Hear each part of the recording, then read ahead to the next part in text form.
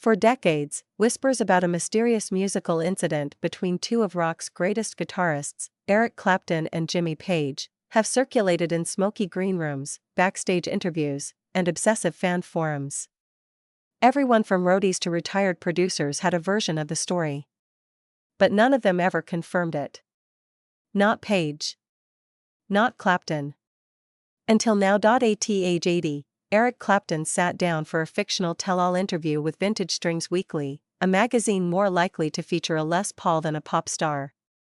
Looking relaxed and reflective, he finally decided to lift the curtain on what he called one of the strangest nights of my career.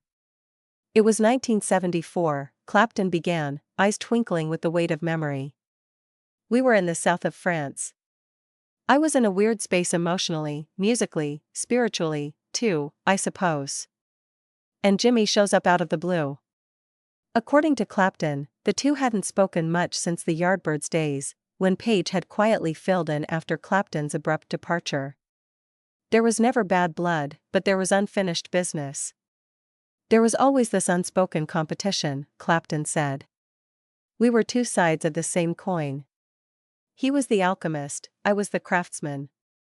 That night, Clapton said, Page arrived with a battered Telecaster and a bottle of absinthe. He had this look in his eye, like he was chasing something, some sound or vision. The two legends jammed into the early hours, but what happened around 3 a.m. became the heart of the long-rumored story. Jimmy started playing this riff, Clapton said, miming the air guitar. It was otherworldly. Something between Eastern scales and old Delta blues. He called it the mirror.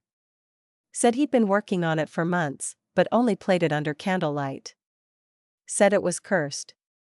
Clapton laughed, but not without a hint of unease. He told me it came to him in a dream where Robert Johnson and Aleister Crowley were playing chess. You can't make this stuff up. Then came the moment fans have debated for years. Clapton claims he picked up his guitar, added a few slow bends, and they began to play the piece together, feeding off each other in a trance-like state. For 10 minutes, we were somewhere else. I don't even know where. The room felt colder. Like we weren't alone. Suddenly, all the lights went out. The tape deck stopped recording. And when they flicked the lights back on, no one could remember what they'd played. I swear on everything, Clapton said, holding up his hands. The tape was blank. Jimmy swore it had been wiped. I thought it had been possessed. We argued for an hour. And then Jimmy Page packed up and left. No goodbye. No explanation. Just gone. Clapton said he never saw or heard from Page again in a private setting after that night. Public appearances? Sure. Rock and Roll Hall of Fame? Of course. But that level of creative intimacy never returned. So what were the rumors all these years? Some said Clapton and Page had recorded a secret album, now locked in a vault in Switzerland. Others swore they'd summoned a spirit during the jam session that drove them apart. One theory even suggested the mirror riff was later dissected and became fragments of songs like Kashmir, White Room, and Layla. Clapton just shook his head.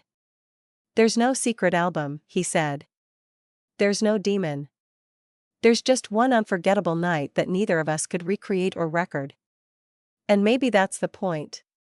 He paused and smiled. The real rumor worth confirming? Jimmy Page is still, to this day, the only guitarist who's ever truly scared me. Clapton's revelation reignited the fanbase. Social media exploded with the hashtag the mirror riff, and die-hard Led Zeppelin and Clapton fans began combing bootlegs and archives, hoping some lost fragment of that session might exist. Even more curious? When asked for comment by Vintage Strings Weekly, Page's fictional response was brief: all mirrors break eventually. Let the fragments play.